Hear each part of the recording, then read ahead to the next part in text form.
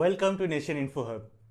मैं उम्मीद करता हूँ कि आप सभी बाखैर होंगे और हमारे चैनल के इस हफ्तेवार सीरीज़ में लगातार बने होंगे।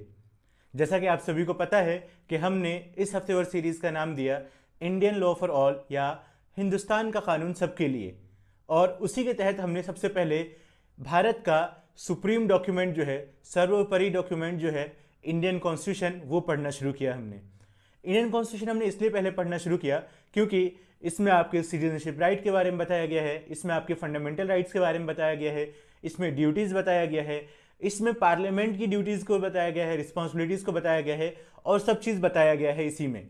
इसी वजह से भारत में जो संविधान है वो सबसे ऊपर रखा गया है।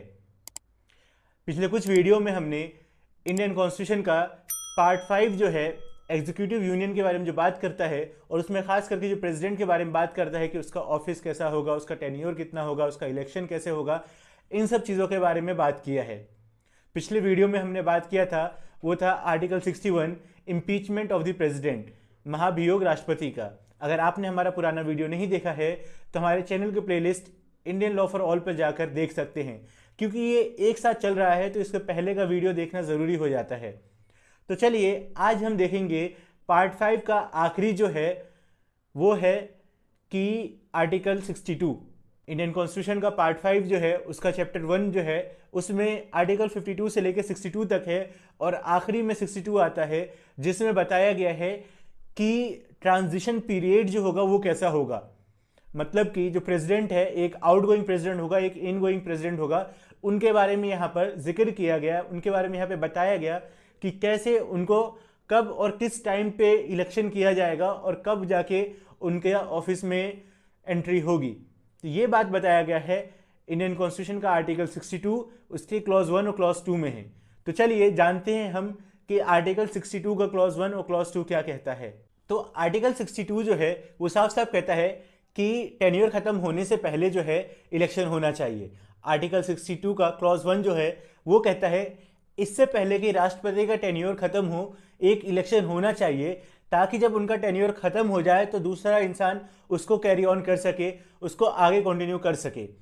आर्टिकल 62 का क्लॉज 2 जो है वो साफ साफ कहता है कि किसी पर्सन के पर्सनल रीजन से, जैसा कि डेथ हो गया, रिजाइन हो गया या कुछ और दूसरा रीजन है जिसकी वजह से उनका ऑफिस में नहीं रह सकते वो, तो उस जगह पे भी इलेक्शन होना चाहिए जल्दी से जल्दी, और उसके लिए भी मिनिमम टाइम पीरियड बताया गया है। तो आपके दिमाग में पहला कितना आया कि कितने महीने का टाइम होगा? तो आर्टिकल 62 क्लॉज 2 के हिसाब से है कि 6 महीने के अंदर अंदर इलेक्शन होना चाहिए, ताकि वो जो टेन्योर का टाइम जो बच गया है, जितने साल बच गए हैं, उसको कंप्लीट किया जा सके।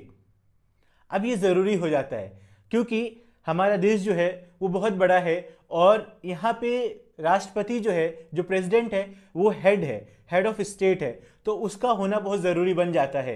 अब किसी भी पर्सनल रीज़न की वजह से अगर राष्ट्रपति नहीं हुआ, डेथ होने की वजह से या रेजिग्नेशन की वजह से या रिमूवल कर दिया गया, तो वहाँ पर एक नया राष्ट्रपति का नियुक्ति ज़रूरी हो जाता है। और उसी के लिए आर्टिकल 62 का क्लॉज 2 जो है साफ साफ बोलता है कि 6 महीने के अंदर होना चाहिए। लेकिन यहाँ पर एक चीज़ और मेंशन किया गया है खास करके, वो ये है कि आर्टिकल 56 का जो मेन कंपोनेंट है, रिक्वायरमेंट्स है, वो कंप्लीट होना चाहिए।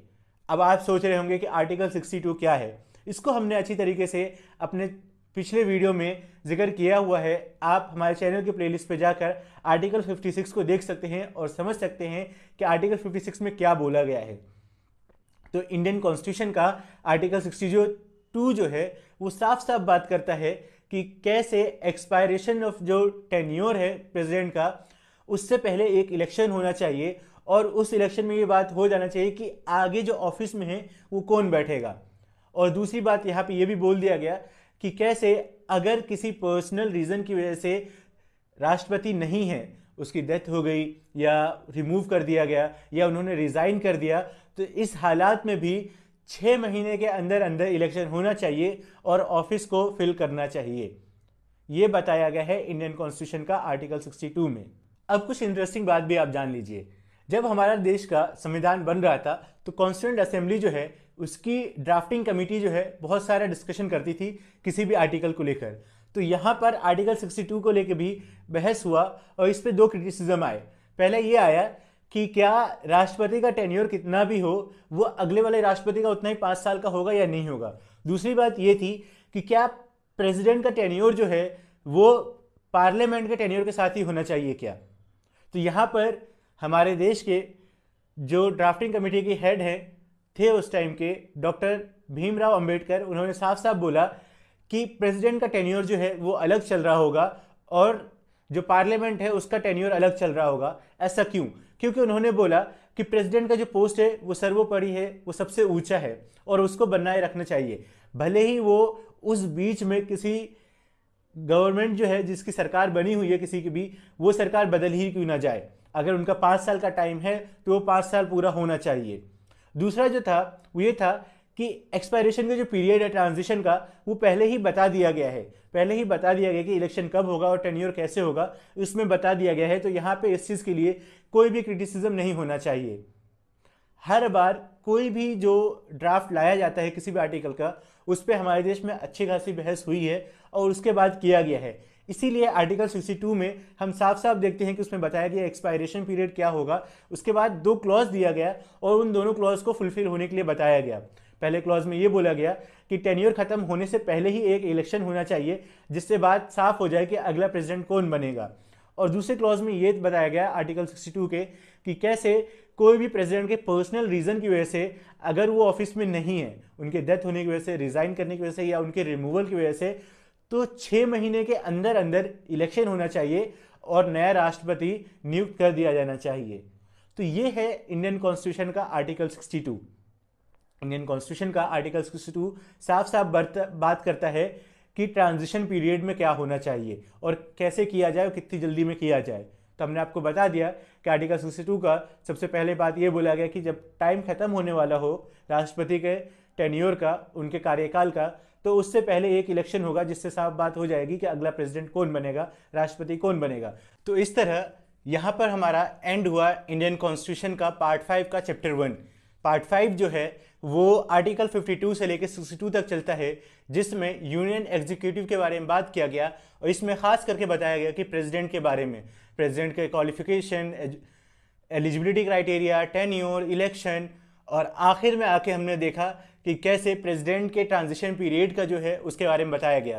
तो मैं उम्मीद करता हूँ कि आपको इस वीडियो में अच्छी तरीके से समझ में आ गया कि इंडियन कॉन्स्टिट्यूशन का आर्टिकल 62 जो है वो क्या बात करता है।